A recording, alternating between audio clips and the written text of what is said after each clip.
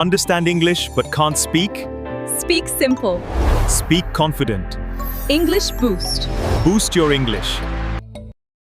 Did you know that over 70% of travelers admit they felt nervous starting a conversation with a stranger abroad?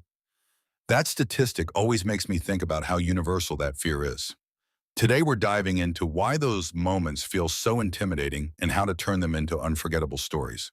I love that opening, Alex. I've been pondering the same thing while planning my next trip. Talking to strangers in a foreign land can feel like stepping onto a stage without a script, but it also opens doors to amazing experiences.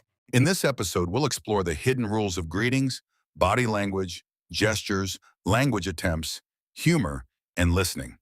By the end, you'll have a toolbox of tips to make those first interactions smoother and more rewarding. We'll break it down into 4 subtopics: how cultures greet, what body language signals mean, the do's and don'ts of gestures, and the power of language and humor. Each segment will include real stories from our own travels, so you can hear the lessons in context. But here's what's really interesting. The same simple phrase can carry completely different weight depending on where you are. That contrast often leads to the most memorable moments, both awkward and hilarious. And that sets us up perfectly for the deep dive.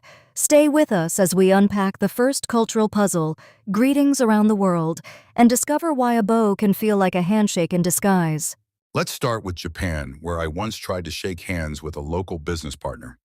He responded with a graceful bow, and I stood there frozen, unsure whether to return the bow or stick with my handshake. That moment taught me that respect often speaks louder than familiarity, especially in cultures that value formality. That reminds me of my experience in Spain, where a kiss on both cheeks is the standard greeting even with strangers. I offered a hand instead, and the woman stared at me as if I'd just proposed a business deal. It was a hilarious misstep, but it opened a conversation about regional customs that I still cherish. Moving north, Germany and Italy showcase a different dynamic. In Germany, people often skip the small talk and dive straight into the purpose of the meeting, while in Italy, a warm ciao can be followed by a rapid shift to business.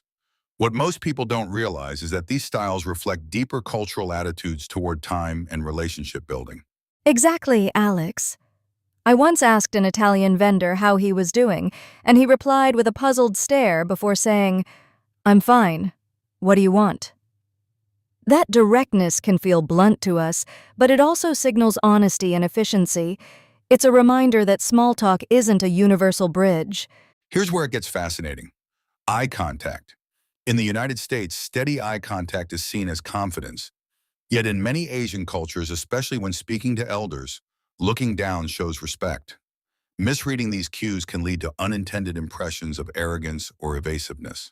I remember a meeting in South Korea where I kept meeting the senior manager's gaze and felt I was being confrontational. Once I learned to soften my stare, the atmosphere shifted dramatically. That simple adjustment taught me that respect often hides in the subtleties of visual communication. But here's what's really interesting about gestures. The thumbs up sign, which we use to signal approval, can be offensive in parts of the Middle East and Greece when done in a certain way. I made that mistake in a Greek cafe, and the barista gave me a puzzled look before correcting me. It was a humbling reminder that even universal symbols carry local meanings. And that leads us to hand gestures more broadly. In Brazil, a casual wave can be interpreted as a greeting, while the same motion in Japan might be seen as a sign of impatience. Understanding these nuances helps us avoid accidental rudeness and builds a foundation of trust. Speaking of Brazil, I tried to order a coffee in Portuguese and ended up asking for a café de leão instead of café com leite. The barista laughed, corrected me, and offered a free pastry for my effort. That moment reinforced how locals appreciate genuine attempts, even when we stumble over words. Exactly. Language attempts are powerful icebreakers. When I practiced a few phrases in Portuguese before my trip, locals greeted me with extra warmth, eager to help me perfect my pronunciation. It shows that effort, not perfection, is what truly matters in cross-cultural conversation. Humor can be the ultimate equalizer, too. I once mixed up my French words in a Parisian bistro, asking for poulet, chicken, when I meant poulet, chicken, but pronounced it like poulet, a slang term for a joke. The waiter burst out laughing, and we shared a joke about my culinary confusion. That laugh dissolved any awkwardness instantly. I love that story, Alex. It reminds us that vulnerability invites connection. When we acknowledge our mistakes with a smile, people often respond with kindness and even share their own travel blunders, turning strangers into friends. Listening is another cornerstone. In Japan, I noticed that silence isn't awkward. It's a sign of contemplation. By giving space after a question, I showed respect and received more thoughtful answers, deepening the dialogue beyond surface pleasantries. That ties into the power of stories. When locals share anecdotes about festivals or family traditions, we gain insight that guidebooks never provide. Those narratives enrich our travel experience far beyond the typical tourist checklist. A practical tip is to simply ask, how do you prefer to be greeted? Most people appreciate the curiosity and will gladly explain their customs. It shows humility and opens the door to deeper cultural exchange. And that question can lead to unexpected discoveries. In India, I learned that a slight head nod combined with a namaste conveys both respect and warmth, a nuance I would have missed without asking. Small inquiries often yield the richest cultural insights. When we map these patterns, a clear picture emerges.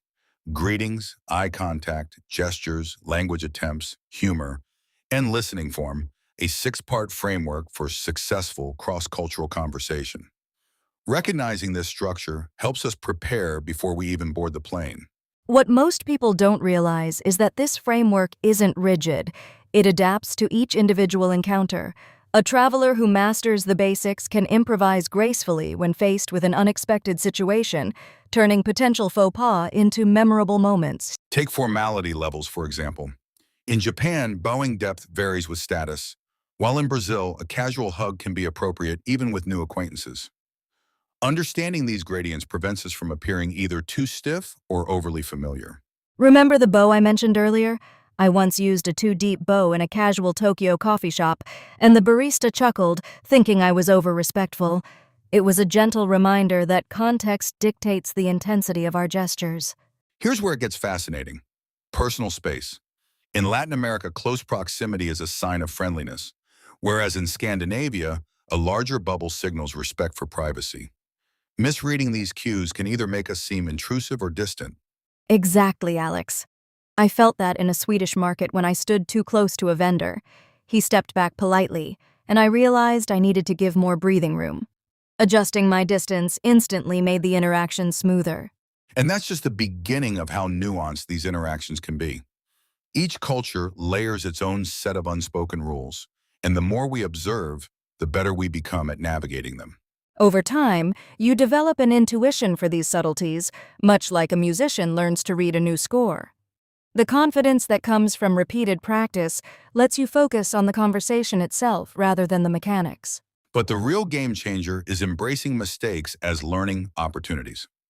When I tripped over a cultural faux pas in Greece, the locals laughed with me, not at me, and offered a friendly correction. That shared laughter created a bond stronger than any flawless greeting could. And that mindset transforms awkward moments into stories we cherish. Each misstep becomes a chapter in our travel narrative, enriching our perspective and providing material for future conversations. Here's what's truly remarkable: the ripple effect of genuine curiosity. When we ask sincere questions, locals often reciprocate with deeper insights about their culture, history, and values, turning a brief exchange into a lasting connection. And that brings us full circle to the power of listening. By truly hearing the stories behind the greetings, we unlock a richer, more authentic travel experience that goes beyond sightseeing. To sum up, mastering greetings, body language, gestures, language attempts, humor, and listening equips you with a versatile toolkit for any foreign conversation. Remember, confidence grows with each interaction, and mistakes are just stepping stones. Exactly, Alex. Take these insights, practice them on your next trip, and watch how strangers become friends, stories become memories, and travel becomes a deeper adventure. If you found these tips helpful, please share this episode with fellow travelers and leave a review. Your feedback helps us bring more practical, story-driven content to the podcast. Next week, we'll explore the art of negotiating in local markets, from Marrakesh to Bangkok, and reveal the hidden strategies that locals use to get the best deals. You won't want to miss it. Thanks for joining us on this journey through cultural conversation. Keep exploring, stay curious, and remember that every hello is a doorway to a new story. Until next time, happy travels and goodbye, everyone.